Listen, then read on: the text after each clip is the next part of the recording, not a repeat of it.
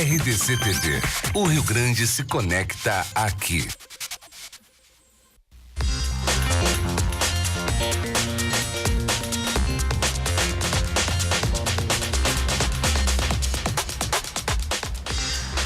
Olá, bom dia! Rio Grande em Movimento está no ar. Uma tristeza para os gremistas, né? Infelizmente, o Grêmio se desclassificou em casa, com todo o apoio, suporte da sua torcida. Que infelicidade, o Grêmio que encaminhava o Tetra. Ninguém disse que isso era fácil. Daqui a pouco eu vou deixar isso também para o nosso comentarista técnico de futebol, mas eu posso aqui, como gaúcho, lamentar. Sou colorado, eu já disse que eu não... Jamais a minha vida não se pauta por secar Grêmio, a minha vida se pauta em torcer para o Internacional. E eu vou dizer, como eu sempre digo, e não é lorota, se um título, seja ele brasileiro, sul-americano, tiver que ficar com outro time brasileiro ou mesmo com outro sul-americano, que fique no Rio Grande do Sul, fique no Brasil. Porque assim, quem olha para a gente lá de São Paulo, Rio de Janeiro, nos respeita um pouco mais, porque eles têm a mania de nos diminuir. Mas não era a noite do Grêmio, daqui a pouco o Ribeiro Neto vai falar sobre isso. Bom, você pode nos acompanhar pelo canal 524, mas se não tiver o canal 524, o seu amigo, o seu parente e tal, facebook.com/RDC TV Digital, ali você clica e você fica feliz com as notícias locais, né? E mais entrevistas, prestação de serviço aqui. No programa de hoje, vamos saber quais as perspectivas na área da habitação social, dia do comerciário, falar sobre as perspectivas do novo governo do estado. Não, mas isso aqui eu acho que foi ontem, né? Ontem nós falamos no comercial. Tá. Além de muita informação, e já roda a vinheta para mim do Ribeiro Neto, por favor. Ribeiro Neto e as verdades da bola. Oferecimento Trilegal. Sua vida muito mais Trilegal. Ainda bem que tem o Trilegal para nos ajudar, né? A superar. Assim, nós vamos falar a respeito da eliminação do Grêmio. Eu sei que o Grêmio está reunido aí, tentando um recurso pela descumprimento da regra feita pelo técnico Galhardo. Mas, gente, né? Isso aí, no máximo, vai dar uma punição, uma multa maior, não vai se mudar o resultado. Não tem possibilidade a partir daí... Eu não vejo como crível isso. Não vejo como crível isso aí. Não vejo como crível. Agora, tudo tem explicação. Nada acontece por acaso, né? Algumas coisas até acontecem por acaso, mas sempre haverá uma explicação. Então, até vou usar a câmera da verdade antes de mais nada, só para dar as manchetes. Só tem um único culpado do que aconteceu ontem aqui. O mito, a estátua, o ídolo maior, Renato Portaluppi. Por quê? Se enganou ao achar que era brilhante com o esquema que deu certo em Buenos Aires. Se enganou ao, no primeiro tempo, estar em vantagem por ter achado um gol, né? Sendo o River perdendo várias oportunidades, sendo melhor o tempo todo. Se enganou pela sua teimosia de colocar o Bressan sabendo que ele é um jogador que não tem nem estrela. O cara é azarado ainda. O Bressan não tem culpa. A culpa é quem descala ele. A culpa também é do seu Everton Cebolinha. Todo mundo que volta da seleção volta mal, né? Perdeu um gol imperdível em semifinal de Libertadores da América e não adianta tapar o sol com a peneira. Não podia perder aquele gol.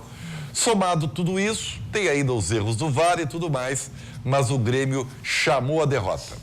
E quando tu chama a derrota, tem uma frase muito peculiar nos últimos tempos aí. A bola pune. E o Grêmio foi punido por seus erros e por algumas teimosias. Esta é a verdade. Doa a quem doer. Ok, mais verdades complementares ali, na verdade, no quadro que ele tem, Verdades da Bola, que veio, graças a Deus, a brilhantar muito o nosso programa. Vamos para a redação. Lilian Belim, bom dia. Muito bom dia, Forcolenha, a todos os telespectadores do Rio Grande em Movimento. Antes da gente falar como é que vai ficar o tempo por aqui, que a gente já viu que começou chuvoso hoje e deve continuar assim, temos que falar dos estragos, né? Do temporal que atingiu o Rio Grande do Sul entre essa noite e a madrugada. Foram várias regiões atingidas. Temos uma imagem aí de Porto Alegre, aí, de queda de árvore, causou muitos transtornos no trânsito hoje pela manhã também.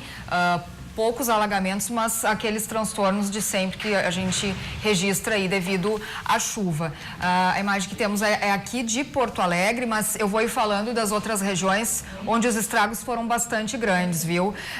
No Vale do Rio Pardo, muitos destelhamentos, quedas de árvores também, as cidades mais atingidas lá foram Venâncio Aires, também Vera Cruz. Aí a gente vê a imagem aqui de Porto Alegre, onde teve bastante quedas de árvores também. Essa imagem aí é quando a EPTC chega ali para orientar o trânsito e também retirar essa árvore aí nessa manhã, foi agora há pouco, inclusive.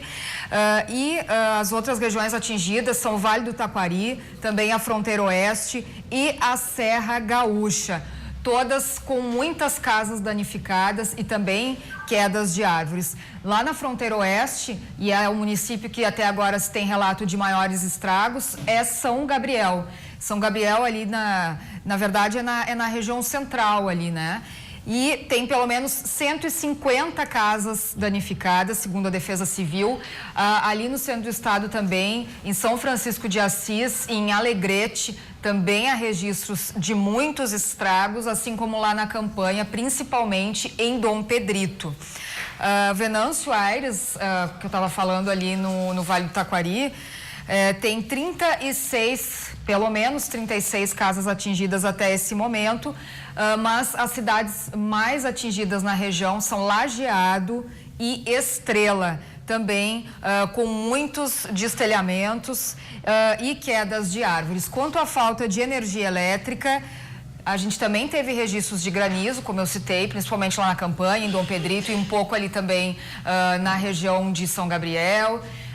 E devido a isso, há pontos de falta de energia elétrica e devido aos fortes ventos também.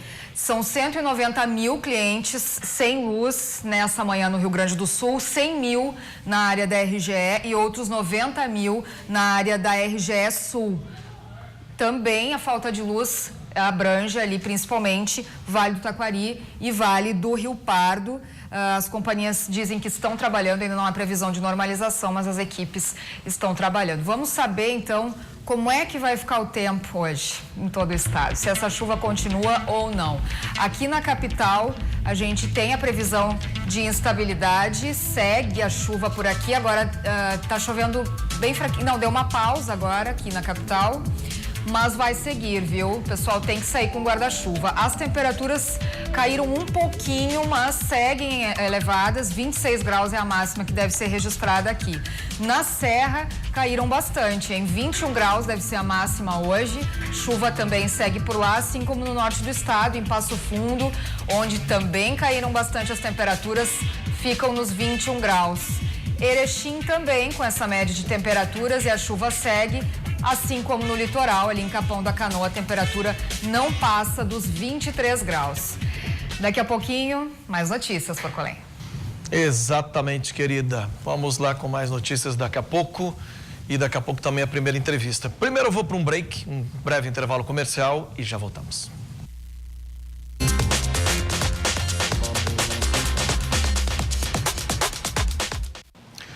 Rio Grande Movimento está de volta, meio-dia 11 minutos, temperatura 23 graus, tempo aí, como já falou a Lília, ele está entre chuva, para um pouco, mas vai ficar instável nesse momento. Vamos à redação falando nela. Lilian.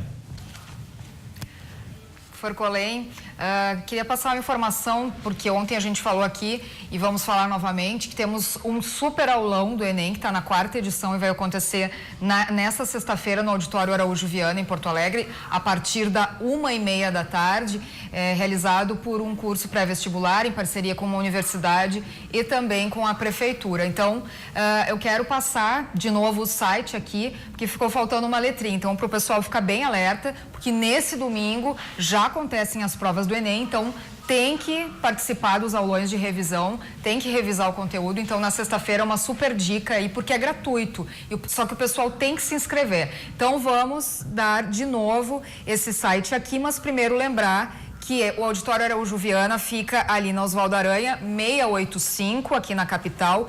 Os ingressos, como eu disse ontem, tem que levar uma doação de 1 quilo de feijão, Todos os alimentos que forem recolhidos vão ser encaminhados para instituições através da FASC, vão ser doados, então o pessoal tem que participar, é gratuito, apenas com 1 quilo de feijão consegue chegar lá. E vamos passar o site então, agenciaclio.rds.land/superaulenem, tudo junto. Então o pessoal entra aí, se inscreve e participa aí dessa revisão que é bem importante. Daqui a pouquinho mais notícias por aqui, Forcolém. Ok, ontem eu li um Twitter do presidente eleito Jair Bolsonaro, que tinha gasto 1,5 milhão do metade do que tinha arrecadado em doações pessoais, e o resto ele ia doar para o hospital lá de Minas Gerais, que o salvou. Eu queria dizer que eu fui o primeiro a dar essa nota dele, oficial, no seu Twitter, e repercutiu nos grandes jornais mais tarde, principalmente o Jornal Hoje, depois, e também no Jornal Nacional. Então, a gente está ligado. Hoje, a internet e os meios de comunicação, Face, Twitter, os oficiais, nos dão essa possibilidade de dar a mesma nota que uma TV grande, uma TV como a Rede Globo vai dar depois. Muito bem, dito isso, vamos à primeira entrevista aqui. O senhor Gessi Perrone Fernandes, tudo bem? Como vai? Tudo bem. Bom dia, seja bem-vindo. Administrador do cemitério Jardim da Paz. Como é que está o Jardim da Paz? Como é que são os planos do Jardim da Paz, quem quiser acessar? Pode nos falar um pouquinho? Bom, o Jardim da Paz, ele é um cemitério, o único cemitério-parque de Porto Alegre, e desde 80 houve a sua fundação, onde nós viemos vendendo planos de diversas formas de pagamento. Nos últimos anos, né, ampliamos para pagamento em até 60 prestações, né? E desta forma a gente consegue alcançar diversos públicos, classe média alta e classe média baixa. Então, é acessível para toda a comunidade. E qual é o plano, assim, olha lá, temos algumas imagens aí do cemitério Jardim da Paz, que é muito bonito, né? A arborização e tudo. E se uma família adquire ali, por exemplo, já tem um ente querido que se vai, é enterrado ali, depois ele pode reaproveitar esse mesmo local? Ou como é que funciona? Pode. É permitido, né? A tradição, tem tradições religiosas que não permite, mas a maioria delas permite que tu sepulte uma pessoa e após 3 anos, de acordo com a nossa legislação, é possível tu exumar o corpo e reutilizar esse jazigo. Retira-se os ossos ali, alguma coisa? Exuma-se o corpo, né? Sepulta-se outra pessoa e recoloca de novo os restos mortais do familiar no jazigo. Fica na mesma gaveta do jazigo. E o Jardim da Paz, como é que é? São gavetas? Também é no... Ele é totalmente construído de alvenaria. Totalmente nós construímos, é um prédio subterrâneo, né? Nós construímos a alvenaria dele, depois nós colocamos o aterro, preparamos toda a terra e plantamos a grama e todo o paisagismo que ocorre no seu entorno. Para mim que não conheço o Jardim da Paz, ele está abaixo dessa o gramado. Paisagismo aí? Isso. Então, tem áreas que estão construídas e outras não, né? Então, nós temos um bom número de gavetas. Onde fica o Jardim da Paz? O Jardim da Paz fica no bairro Agronomia, divisa com a Lomba do Pinheiro. Então, existe um conflito aí, Lomba do Pinheiro, mas mais identificado como Lomba do Pinheiro mesmo, em Porto Alegre. Eu estou vendo que as imagens são lindas, né? Um local de muita realmente, paz, realmente, o nosso trabalho ele vem inspirado em cemitérios americanos, europeus. Nós somos pioneiros no Brasil, né, nessa parte de paisagística, né? Sim. Nos inspiramos muito na Europa, Estados Unidos, e também trouxemos para cá um diferencial. Porque o nosso propósito é que as pessoas sintam-se em paz, sintam-se como se estivessem num parque mesmo. Então, para recordar boas lembranças. Né? Isso, não pensar só da parte negativa, da parte da dor, da perda, né? Que é muito complicado essa hora da perda das pessoas. Ninguém está preparado para esse momento. Por mais que tenha envolvimento religioso, mas quando tu perde um ente querido, realmente tu tem um sentimento de transtorno na tua vida. Ninguém está preparado, mas é bom em tudo a gente se preparar, né? E a gente olhar para frente e deixar um legado, até porque às vezes naquele momento de maior dor, quando a gente perde o ente querido, é nesse momento que a gente não consegue fazer mais nada, a nossa cabeça fica virada, aí tem aquelas negociações esdrúxulas e tudo. Se você tem um plano, como é o Jardim da Paz, isso tudo vai acontecer naturalmente, né? Se eu já tenho um plano ali e acabo perdendo um ente querido, ou eu mesmo posso falecer, meus familiares vão ter uma tranquilidade em toda essa... E nós temos a total consultoria, nós temos consultores preparados de longa data, né? Nós vamos a cada ano aprimorando e aperfeiçoando nossos treinamentos. Então, nós demos uma acolhida muito boa para as pessoas, os nossos clientes que necessitem daquele apoio no momento que é bem complexo, tá? Tu se sente perdido, tu não sabe qual caminho tomar, né? Então, nós estamos a cada dia inovando e nos qualificando para dar um melhor atendimento para os nossos clientes. E é o momento mais difícil, né? Da gente procurar local, ver cemitério, ver... O importante é a pessoa se prevenir. É uma coisa, é um tema que ninguém gosta de falar, né? É um tema que ele é complexo. Mas chega um momento que todos nós somos chamados a esse momento, né? Nós nascemos e não sabemos a hora que vamos morrer. Então, e como é que é o pagamento, assim?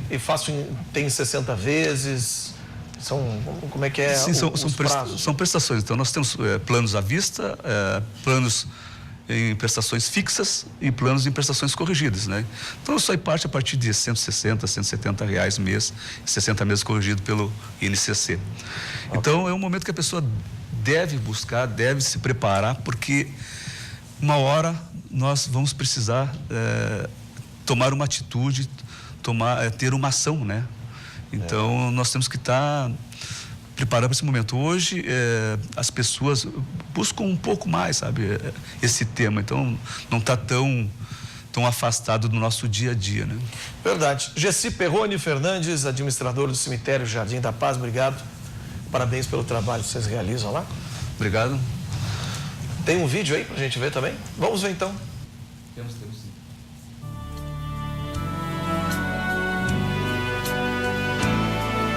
Uma grande extensão de bem-estar, encanto e serenidade. Jardim da Paz, o único cemitério parque de Porto Alegre e o mais belo do Brasil.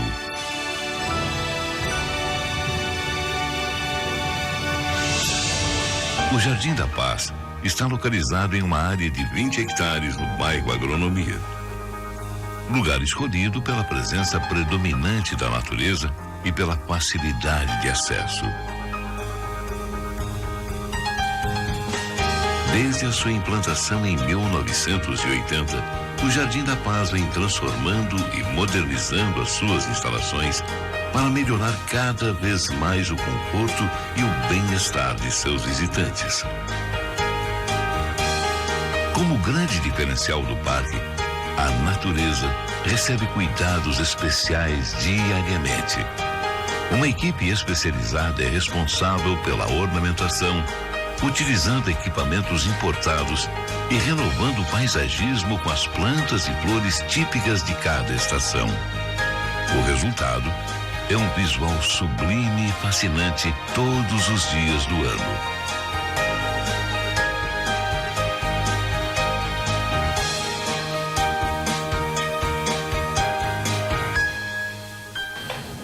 Muito bem, lindas imagens, na linda voz de Antônio Carlos Niederauer, o Nid. Esse cara foi meu padrinho de rádio, sabia? Sim, foi o cara que me treinou no rádio. Que bom. Essa voz maravilhosa, uma das vozes mais lindas do Rio Grande do Sul, narrando ali essas imagens maravilhosas. Muito bem, muito obrigado, parabéns. Tudo de bom para vocês, ótimo empreendimento. Nós que agradecemos. Muito obrigado. De nada. Nós vamos para o comercial e já voltamos. E na volta tem as verdades da bola, as verdades do Grêmio hoje.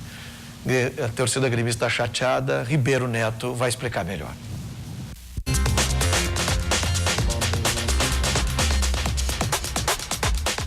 Nesse feriadão você escolhe voltar torrado ou fazer um feriadão trilegal e voltar premiado. Comprei com fé, ganhei e vou realizar todos os meus sonhos. Garanta o seu trilegal antes do feriadão e volte de moto com 10 mil na garupa. de Toyota Etios. Pra uma casa com carro na garagem e 1 ano de supermercado. Trilegal, sua vida. Muito mais. Trilegal.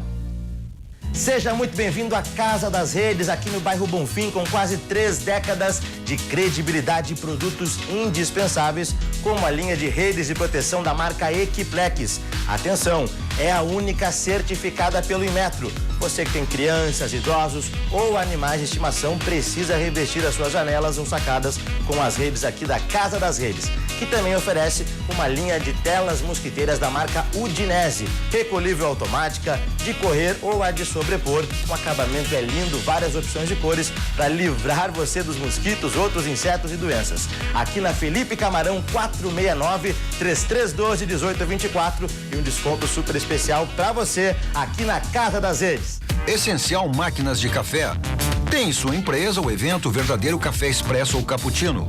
Oferecemos locações a partir de 1 dia com diversos modelos de máquinas automáticas italianas à sua disposição. Para sua máquina própria, oferecemos toda a linha de insumos e também manutenção. Solicite uma visita ou orçamento. Um bom café é essencial. Che, tô aqui no aeroporto de Canela, na sala da Tri Táxi Aéreo, recebendo atendimento VIP. Olha aqui, ó, chimarrãozinho, coisa e tal, me preparando para fazer um voo panorâmico, che. E olha só, nesse pequenininho aqui, quem vai voar deve ser o Licurgo, né? Mas que barbaridade!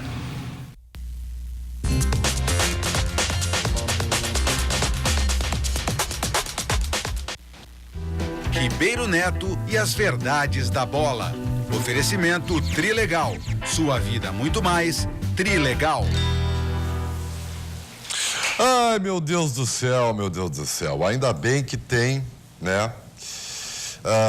O Trilegal para nos dar uma aliviada, né? Ainda mais nessa semana que tem feriadão. Você pode voltar do feriado com uma moto e 10 mil na garupa. Ou então num Toyota Etios. O que tu acha, né? Isso aí alivia qualquer depressão, né?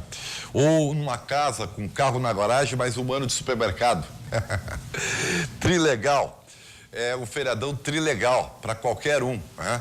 Para aliviar a tensão, seja de qualquer lado. Trilegal, sua vida muito mais trilegal. É a recomendação que eu dou para vocês. Eu já tenho o meu, né? Então, tô chulhando aí. Bom, gente, o negócio é o seguinte. Eu já falei das manchetes aqui. Nada acontece por acaso. Se vocês me acompanham aqui, sabem que eu usei um exemplo muito claro do jogo contra o Flamengo pela Copa do Brasil, onde o Grêmio tinha adquirido uma vantagem no primeiro tempo e simplesmente resolveu não jogar no segundo tempo e aí foi punido no final da partida. Ontem aconteceram coisas piores, né? O Grêmio, que foi taxado de brilhante lá em Buenos Aires, uma estratégia que realmente deu certo, né? Resolveu teimosamente, sem fazer uma leitura correta de que era um jogo completamente diferente, fazer o mesmo aqui na Arena. Buenas, no primeiro tempo até deu certo, né? Embora o River tenha perdido grandes chances de gol. O Grêmio achou um gol e resolveu que o jogo estava terminado, né? Para mais do que isso, né? O Grêmio ainda teve 2 jogadores, para mim, incrivelmente, que saíram de campo com lesões musculares, né? Como o Grêmio tem velho no time, né? A saída do Maicon, mas especialmente a saída do Paulo Miranda, eu não consigo entender. Quer dizer, o jogador tem cãibras. Então, mais uma razão para parar o jogo, recuperar o jogador e mantê-lo no time, porque ele estava bem no jogo. Mas não. Aí vem o sobrenatural de Almeida. Vem a teimosia e vem a soberba. Quem vem? Bressan, para desespero de todos os gremistas. Mas a culpa não é do Bressan. O Bressan é o menos culpado. A culpa é de quem o escala teimosamente, sabendo que dá uma tremelica em todo mundo. E ele, em 6 minutos, conseguiu derrubar o Grêmio da Libertadores da América. Mas não vou perdoar o Cebolinha também. Parece que todo jogador que veio da seleção veio estragado, né? Se ele tem técnica mesmo, ele poderia fazer muitas coisas da cara do goleiro. Dar por cima, mostrando categoria. Poderia cavar o pênalti, inclusive, se dá mais um passo. Usar a perna esquerda, como é que um jogador de seleção não tem a outra perna? Né? Enfim, o Grêmio acabou punido. Não, eu sei que o VAR errou, né, no primeiro gol, Sei que o Grêmio está tentando juridicamente algo que não é crível. No máximo, haveria uma punição aí pro Galhardo. O fato em si é que o Grêmio perdeu para si mesmo na classificação ganha, faltando 10 minutos para terminar a partida. João Batista Filho, vamos lá. Bom, repercussões da tragédia tricolor na Arena. Dentro do possível, um bom dia, uma boa tarde para todo mundo.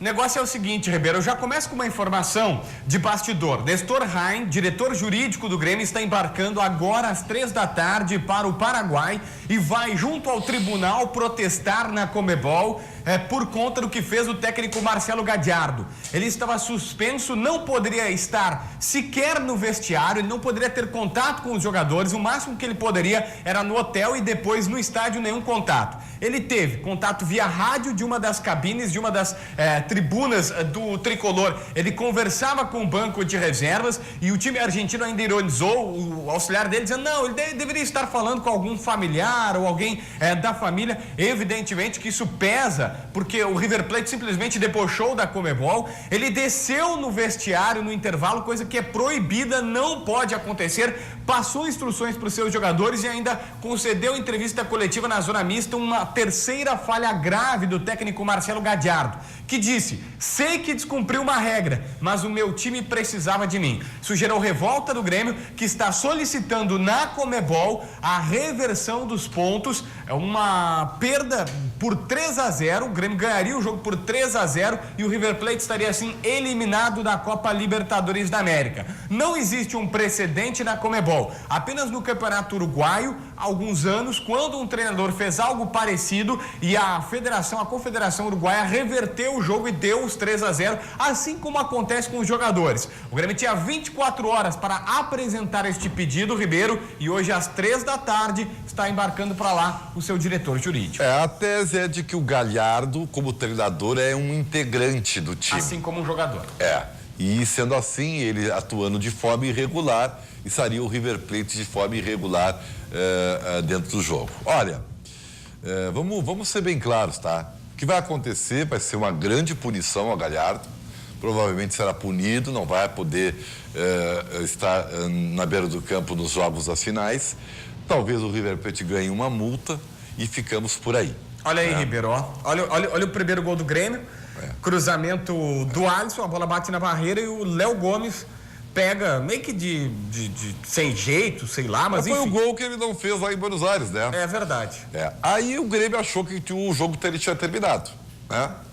Mas aí no segundo tempo veio, né, aquilo que a gente chama de... Mas o próximo lance eu acho que é o mais capital da partida, tá? E a gente tá falando pouco. Porque assim, tá, tem o gol, tá 1-0 e tal, o River jogava melhor. Mas aí o Jael escora, o Cícero lance e olha aí, Ribeiro.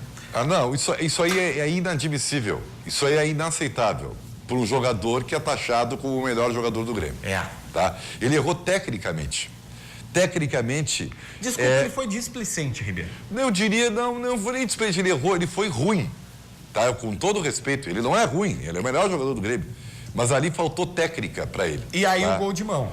O gol de mão, né? Mas aí não tem o que fazer. Nem o Grêmio viu. O Grêmio não viu esse gol de mão. E esse cara foi malandro, ele botava a mão na cabeça dizendo que foi de cabeça, não foi. Tá bom, mas não se volta atrás por causa disso. Tudo bem, Ribeiro, mas é chato, né? Não é óbvio que é chato, né? É chato, né? Lá na Argentina dizem que o River comemora o fato de que foi prejudicado no passado contra o Lanús e agora foi beneficiado. Justiça feita, isso é que o River diz, tá? E agora, aí o lance do Bressan, que mudou todo o jogo. O Bressan ficou 17 minutos em campo, tá? O lance aconteceria normal, o Scocco não tava nem viu que a bola bateu na mão. O Grêmio alega que o repórter argentino foi avisar. Não tenho essa informação. Agora, eu te diria o seguinte, foi pênalti, tá? Foi pênalti, não há o que discutir.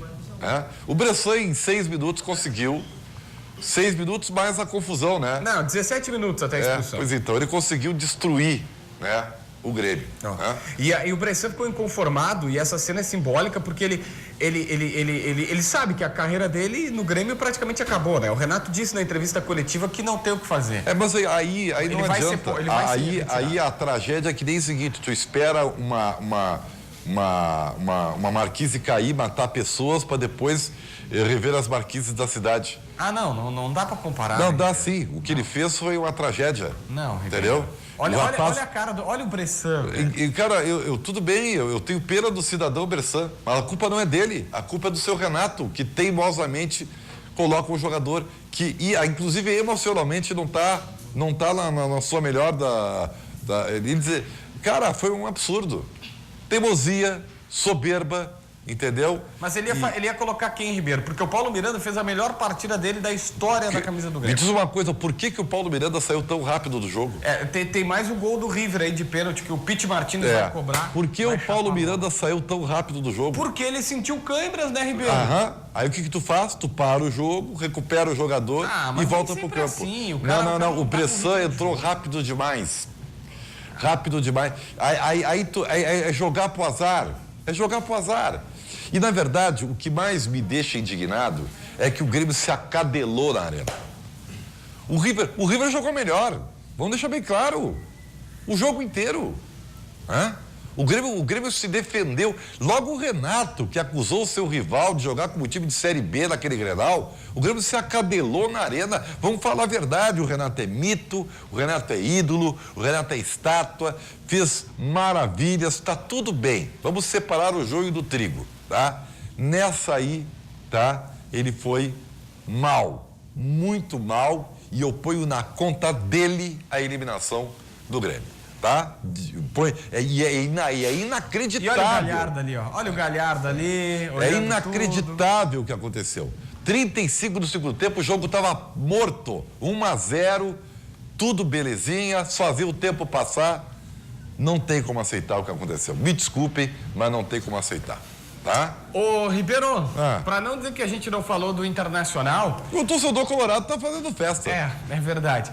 E o Damião e o Potker voltaram aos treinamentos hoje, trabalharam nesta manhã, possivelmente estarão à disposição contra o Atlético Paranaense no próximo domingo. Tá certo, Ribeiro? Para fechar a câmera da verdade aqui, que o Grêmio aproveite o que aconteceu, e eu acho que isso não é nem porque aconteceu.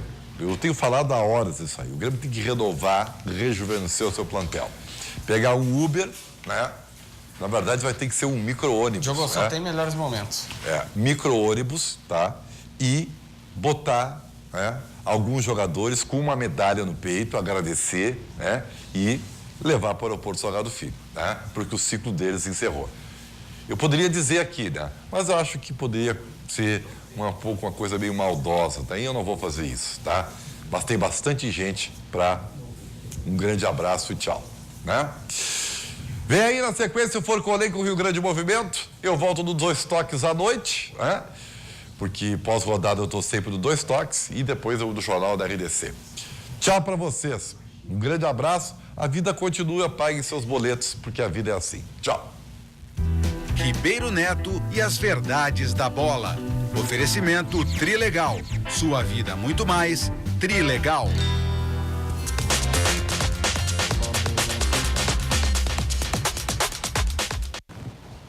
Muito bem, agora faltando 22 minutos para 1. Nosso Rio Grande Movimento está de volta. E o Roger Waters, hein? Ontem fez um show aqui em Porto Alegre, na sua caminhada. Aliás, o Roger Waters, os produtores que trouxeram o Roger Waters para o Brasil, estão sendo chamados para dar explicações a respeito de antes, né, do final das eleições do segundo turno. Ele está chamando um candidato a presidente de fascista, de um monte de coisas, né? E o Roger foi proibido de falar, de fazer esses tipos de comentários, esses tipos de manifestação, mas mesmo assim não cumpriu, acabou fazendo de novo. E eu fico impressionado, assim, com esta didática forçosa que fica tentando penetrar a mente das pessoas, fazendo acreditar que o cidadão que agora eleito é o presidente do Brasil, ao lado da sua esposa, primeiro que o cara fez uma oração, né? Primeiro o presidente faz uma oração. Já criticaram com isso. Não tinha problema de um presidente ter roubado tanto e um presidente acabado na cadeia. O problema do cara orar. Segundo, é problema ele ser capitão do exército. que isso poderia trazer um golpe. O golpe não foi dado e não vai ser dado, foi pela democracia que ele foi eleito. Terceiro, o machista do Jair Bolsonaro perguntou para a esposa se ela queria falar alguma coisa. Ela disse, não quero manifestar. E ele disse, se não fosse ela, não tinha chegado até aqui. Esse é o machista Bolsonaro. O racista Bolsonaro tem um amigo negro há anos, né, que são irmãos, e foi eleito pelo Rio de Janeiro, e as pessoas agrediram ele. O Marcelo D2, aquele imbecil, escreveu hoje, ontem no Twitter, chamando ele de negro da Casa Grande, né? Tá lá para adular e lamber as botas do patrão. Quer dizer, este cidadão se coloca racista, porque o Negro Hélio, que é um grande cara, subtenente do Exército, e foi eleito o deputado federal mais votado do Rio de Janeiro, não pode ter um amigo branco. Para o Marcelo D2 e para essa gente esquerdista ridícula que não para de encher o saco. Olha, eu aconselho as PMs do Brasil começar a comprar aqueles caminhões tanques de jato de água que a polícia na Europa toda usa, para nem precisar entrar em confronto de bastão, de coisa. Joga aquele jato, já lava eles, porque eles não gostam de banho, né? Eles estão sempre meio sujinhos assim, gostam de fazer xixi na rua, defecam também. Então, assim, já lava eles e toca para nem precisa entrar em confronto. Pessoal, está ridículo. Vamos para nossa redação, Lilian Abelim. Forcolém, uma última informação aqui, acabou de entrar porque o governo do estado divulgou agora há pouco que prevê iniciar o pagamento dos servidores dos salários de outubro do funcionalismo apenas a partir do dia 12 de novembro. Isso confirma, então, que é a primeira vez, desde que começaram a ser parcelados os salários e pagar atrasados, né, que nenhum servidor do Executivo vai receber no último dia útil do mês. Então, o Piratini divulgou uma nota admitindo que não terminou de quitar a folha de setembro, porque 180 milhões de reais de consignação de servidores ainda seguem em aberto. Então, a Secretaria da Fazenda prevê quitar esse débito no dia 9 de novembro, quando começam a ingressar os primeiros recursos do ICMS desse mês. E com a entrada, a partir do dia 12, o governo planeja, então, pagar a primeira faixa salarial de outubro, com o valor que ainda não foi divulgado. E a Secretaria da Fazenda deve antecipar os prazos anunciados por meio de recursos de outros poderes. Os únicos depósitos que foram feitos nesta manhã são relativos à décima parcela do 13º salário de 2017, que tem um custo de 110 milhões de reais, e também as indenizações pelo atraso da folha do mês de setembro, no custo de 1 milhão de reais. E por falar em governo do estado, o primeiro encontro entre o governador eleito Eduardo Leite do PSDB e o atual governador José Ivo Sartori do MDB estava previsto para acontecer nessa semana, tinha sido sugerido até na próxima quinta-feira, mas vai ocorrer só na próxima semana. Agora já está certo, depois de consultarem a agenda do governador Sartori, foi então sugerida essa data. Por enquanto, então, o encontro entre os dois para iniciar esse processo de transição está marcado para a próxima segunda-feira, às 15h. Antes disso, os dois seguem cumprindo agendas fora do Rio Grande do Sul. Eduardo Leite viaja para São Paulo, viajou nessa terça-feira para São Paulo, e José Ivo Sartori, nessa terça-feira, partiu para Canela. A previsão é que ele fique na casa do governador lá da Serra. Então, esse processo de transição que é tão aguardado deve iniciar somente na próxima semana, a partir de segunda-feira. E nessa semana nós teremos a Feira do Livro de Porto Alegre, já está chegando, deve receber mais de 1 milhão de visitantes, essa é a previsão dos organizadores. 1 milhão de pessoas devem passar ali na Praça da Alfândega já a partir da próxima quinta-feira, que é quando abrem então as bancas ali para visitação. É a 64ª edição dessa Feira do Livro. A estimativa é que 70 mil pessoas por dia passem ali pela praça, segundo a Câmara do Livro. E os números são os seguintes: são 9 mil metros quadrados de estrutura, antes eram 7 mil no ano passado. Serão 104 bancas, 85 da área geral, 13 na área infantil e 6 na área internacional. E é claro que a programação segue, como todos os anos, aí muito ampla, com oficinas, com palestras, com seminários, com a programação infantil, com a parte internacional. Então, estaremos, é claro, acompanhando aqui no programa também a Feira do Livro, né, Forcolém? Legal, muito bem. E voltando à agenda aí do Eduardo Leite, entre os pedidos do Eduardo Leite, ele vai pedir pro gringo para manter a alíquota do ICMS aumentada, né? Que aumentaram faz 2 anos, o prazo eram só 2 anos, ele quer mais 2 anos. E foi uma das principais críticas de Eduardo Leite ao governo, inclusive nos debates. Que o ICMS tinha tirado muitas empresas daqui e tal. E agora? Agora precisa... Aquele discurso e depois vinha a gestão real, né? Nós todos sabemos que o Rio Grande está quebrado.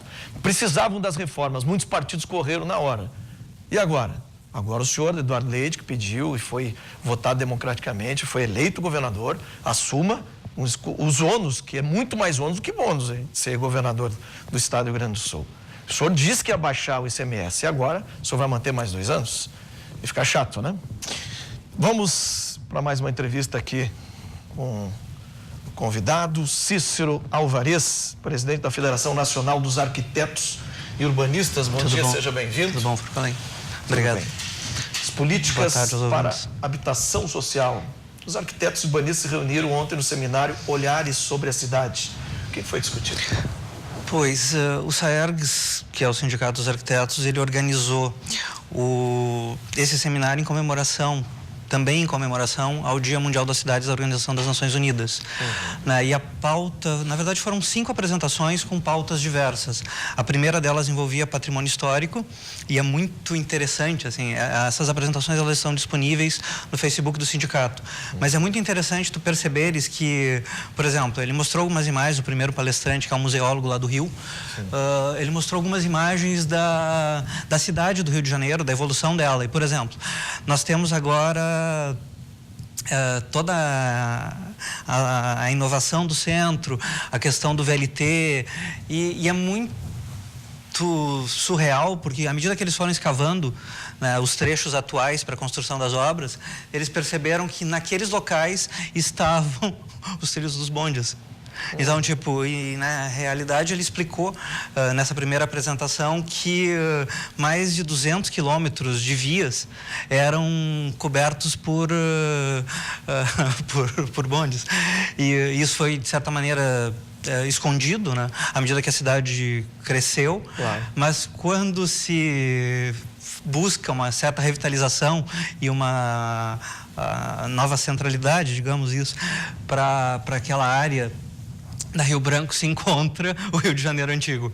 Sim. Né? Da mesma forma o Cais do Valongo, que depois virou, que era onde chegavam os escravos e que depois virou patrimônio da humanidade. Rapidamente, inclusive, porque esses processos tendem a ser mais demorados.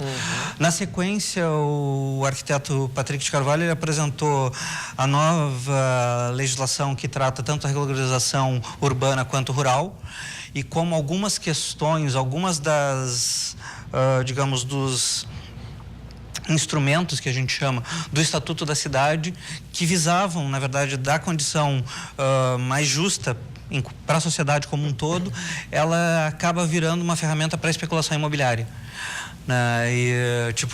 E a preocupação é muito isso, que tem áreas que a cidade em si, a parte urbana é muito pequena, mas que com alguns desses instrumentos, sem as contrapartidas necessárias para garantir condições adequadas para todo mundo, né? Não só para o empreendedor. Contrapartida, quando o cara vai fazer um investimento no local, ele tem que preservar outras coisas. Fazer... ou no meio ambiente ele tem... quando tu vai fazer um empreendimento, tu tem algumas normativas que tu tem que respeitar, né? E essa legislação permite quase que burlar com essa lei de 2017. né, que na verdade as instituições, eu faço parte da Federação Nacional e nós somos 5 grandes entidades nacionais. Né, tem o Instituto de Arquitetos, tem a Federação Nacional, tem a Associação dos Arquitetos Paisagistas, a dos Escritórios e a de ensino em arquitetura e urbanismo. São 5 e nós 5 criticamos muito esse projeto de lei, que ele entrou como uma PEC. Posteriormente a isso foi discutida a questão da relação da sociedade com o espaço público, a questão dos parklets, a questão de ocupações transitórias e temporárias que objetivam muito mais a conscientização do cidadão. Né? A gente está acostumado, por exemplo, em algumas ruas pouco movimentadas, se tu deixa um carro lá o dia inteiro, ninguém reclama. Mas se tu coloca um parklet ou qualquer outro objeto que faz com que as pessoas possam aproveitar aquele espaço de rua que estaria, assim, desocupado ou no máximo ocupado por um carro para fruição, para discussão, para uma série de outras questões, as pessoas ligam reclamando. O que é a instalação de quê? De parklets, aqueles espaços na vaga. Tu constrói tipo uma sala de estar, grosso modo, em um lugar que antes era uma vaga de carro. Né? Tem uma regulamentação, estão se discutindo regulamentações, né? Mas não é o carro ocupando o espaço público. Né? E as pessoas estranham isso, então eles fomentam o Translab, que foi quem fez esse terceiro painel, ele fomenta esse tipo de discussão. Na tarde, a gente teve um histórico da evolução da habitação social desde o governo Vargas, passando por todos os governos subsequentes, né? E o que está acontecendo agora com redução de verbas e uma nova rediscussão. E uma das coisas que preocupa nos 2 governos, tanto no estado quanto federal, é que nenhum deles no programa de governo traz isso. Né? Tu não tem a palavra saneamento no governo, no plano de governo do Bolsonaro, por exemplo. No do Leite tu tem isso. Mas a habitação, a questão da cidade, e daí, fazendo um comparativo lá com o Dia Mundial do Urbanismo, o tema é gestão inovadora. Por quê? Porque ele visa, né, que a questão do urbanismo ela seja uma ferramenta tanto de desenvolvimento quanto de inclusão social. Né? Mas isso não está muito claro em nenhum dos 2 programas eleitos. Né? Mas isso é uma pauta que vem no Vargas.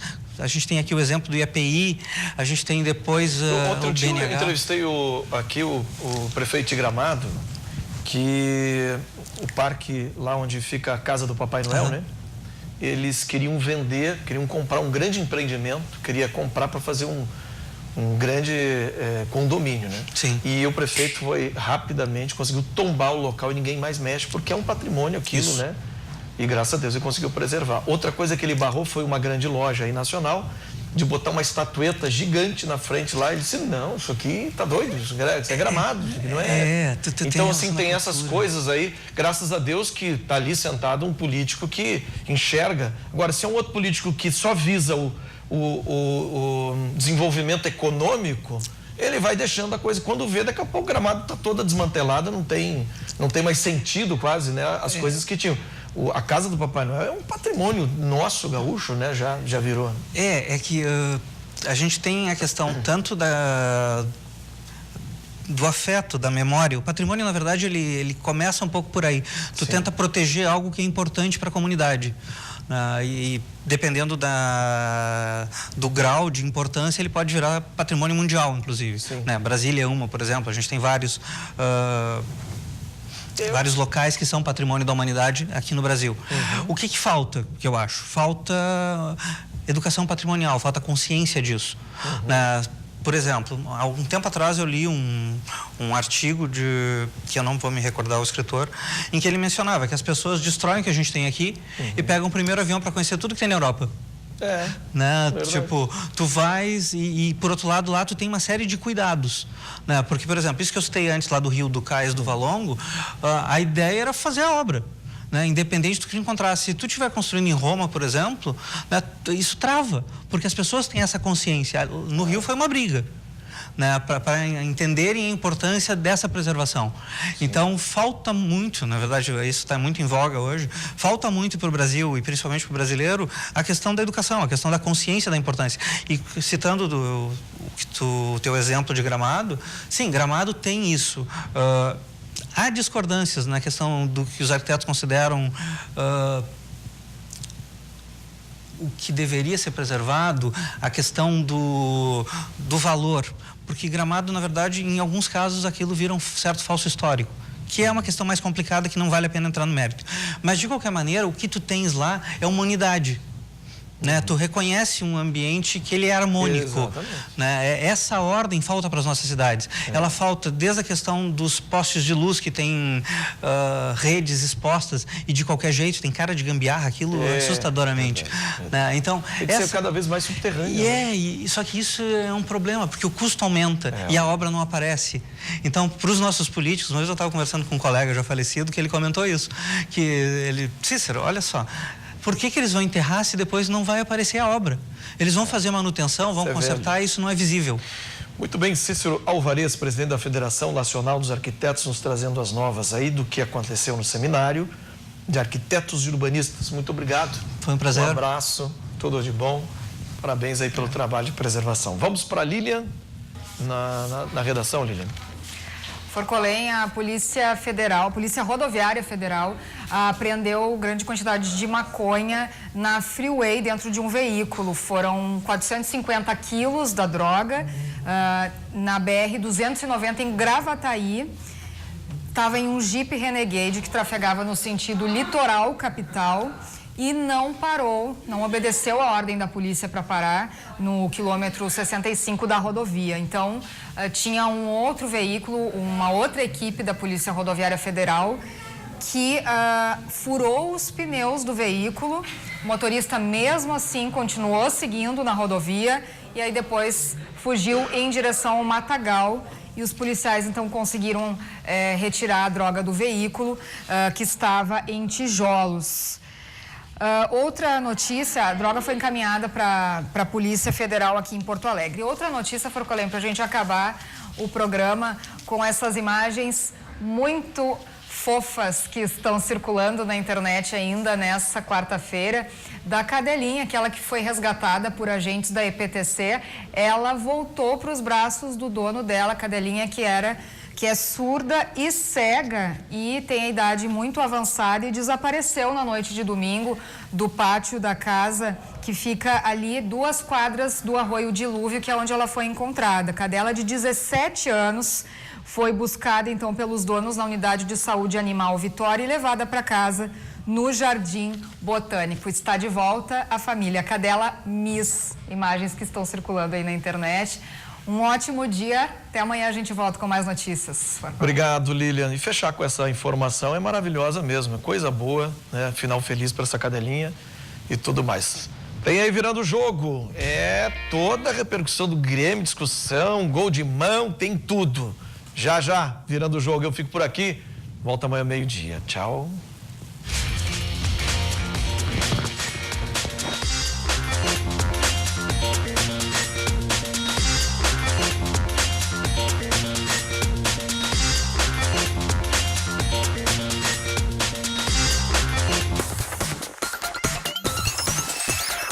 RDC TV. O Rio Grande se conecta aqui.